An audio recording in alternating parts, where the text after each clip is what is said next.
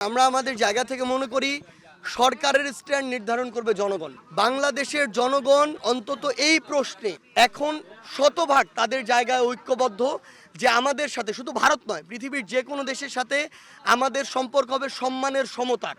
কোনো ডমিনেন্সের সম্পর্ক, কোনো দাসত্বের সম্পর্ক বাংলাদেশের মানুষ আর কোনোদিন মেনে নেবে না। আমরা আমাদের জায়গা থেকে ভারতকে প্রতিবেশী দেশ হিসেবে স্পষ্ট করে বলি, ভারতের সাথে আমাদের সম্পর্ক প্রতিবেশী দেশের মতো হবে নাকি সম্পর্ক অন্য কোনো পর্যায়ের তিক্ততার হবে, সেটা ভারতই নির্ধারণ করবে তাদের কাজের মাধ্যমে। ভারত যদি মনে করে যে বিগত 16 বছরে যেভাবে তারা আওয়ামী লীগকে দল হিসেবে প্রোটেক্ট করে নিরাপত্তা দিয়ে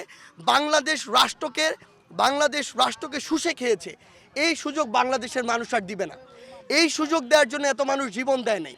ভারতকে নির্ধারণ করতে হবে যে আমার একজন ভাই ওই সীমান্তে তার লাশ পড়ে থাকবে কিনা, যদি থাকে তাহলে ওই লাশই নির্ধারণ করবে ভারতের সাথে বাংলাদেশের সম্পর্ক কেমন হবে।